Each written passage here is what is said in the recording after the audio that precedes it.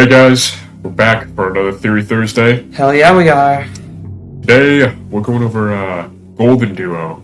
Now, if you don't know what GoldenDuo is, it's basically the popular theory that both Bite Victim and Cassidy possess Golden Freddy at the same time. Yeah, it's mostly inspired by the books.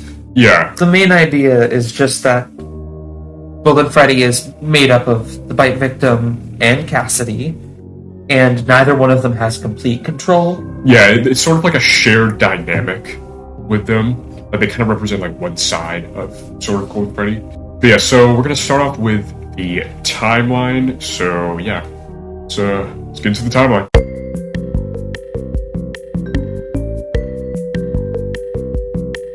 Alright, the timeline. Basically, it starts in 1983 with the Bite of 83 and Crying Child's subsequent death. And after the MCI/DCI, go watch our other video if you haven't. It's really awesome and really cool, and you will love it and believe it completely and totally. After 1985, and William realizing that the animatronics are actually possessed if they get stuffed, thanks to the puppet and all that, he takes Crying Child's body from the gravesite and forcefully puts it inside of Golden Freddy. At this point, he shouldn't really have any reason to think that Golden Freddy is possessed, seeing as how Golden Freddy can't move. This actually explains his wording of, "I will put you back together," because clearly it shows that he means to fix Crying Child in whatever way possible. And in this context, that means stuffing his body inside of a suit in an attempt to bring him back to life, quote-unquote. We can tell that Bite Victim is probably inside of Golden Freddy because of lines like, "It's me" from the first game. Why would the Bite Victim attack his brother? Like, yeah, he's probably a little bit pissed at him for killing him, but I feel like Cassidy makes a lot more sense for just, like, attacking people. And the end of UCN, how like, Golden Freddy is the one holding William there. I feel like it makes a lot more sense if that's Cassidy than Bite Victim.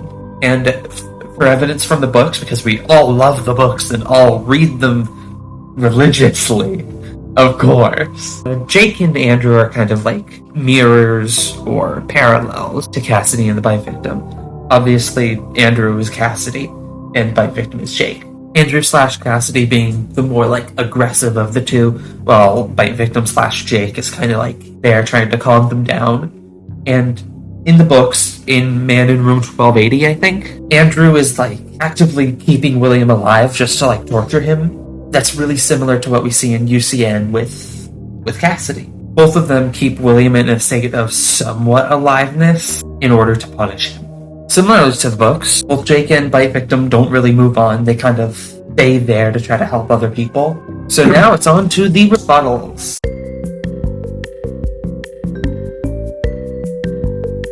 Okay, so it's rebuttal time. So for the first rebuttal that we have essentially the question of why would Bite Victim want to stay possessing Golden Freddy? Because it sort of just feels random, like Bite Victim is, in a hospital, sort of just there left to his own demise. It's not like the other animatronics where, someone to like Charlotte, who sort of like has some kind of grudge against William, or the other animatronics or the other children who were literally murdered by William. Bite Victim was essentially just caused from an accidental prank that went too far. But essentially it's because William sort of forces him into Golden Freddy. Because we can gather through the puppet that stuffing sort of like latches remnant and souls to like the binding of animatronics. And so William just forcing Bite Victim to Golden Freddy kind of gives a reason for why he just decides to latch on. For another rebuttal, this is kind of restating evidence from before, but it's sort of delving more into it. So essentially the "it's me" line, as we mentioned before, like, why would that be so important for Bite Victim, and how does that connect to Bite Victim as a character? Well, essentially because Michael, you play as Michael in FNAF 1, and why would Cassidy have a reason for saying "it's me" to Michael? Michael has no real true connection to Cassidy that we know of, but Bite Victim, of course, the result of his death being that Michael was the one who put him in the Fredbear mouth and actually had him killed. So it sort of gives this kind of like depth of like a character where it's sort of the Bite Victim is calling out to Mike through, his hallucinations and through like manipulating the building of saying, it's me, it's your brother, the one that you let die. Now, going back to the evidence of Cassidy being the one that sort of is keeping William stuck in limbo in UCN, you could come up with a rebuttal that, oh, that can also be Bite Victim doing that. Well, why would Bite Victim have any kind of grudge against William or any kind of purpose for doing that against William? It would make more sense for Cassidy, since Cassidy is most likely the one that he shouldn't have killed, as quoting UCN. Bite Victim wouldn't necessarily be mad at William. Now, Bite Victim, I guess, could have discovered through the other souls or through Cassidy that they were killed by William. But I feel a sense that Bite Victim sort of doesn't truly even hate his father, because if we can connect back to how William essentially committed the MCI because of his sort of pent-up rage due to the bite and due to his anger from Fazbear Entertainment and the pizzeria locations, that Bite Victim had a better connection with William than, say, the other characters. So he probably doesn't hold that kind of anger, and Bite Victim would most likely be, if we connect to the parallels of Andrew and Jake, be the more calm and collective of the two souls, and sort of not the violent one, and could even be a character that essentially tries to calm down Cassidy when she has her more violent tendencies as Golden Freddy.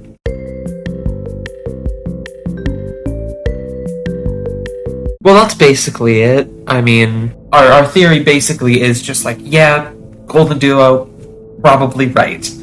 Yeah, it makes sense that the books, Fazbear Frights in general and the books in general that are canon serve entirely as parallel. Like, it's very clear that they're trying to make these connections to the actual game timelines. And Andrew Jake is a very obvious, in-your-face connection to how Cassidy functions and to how Bite Victim functions.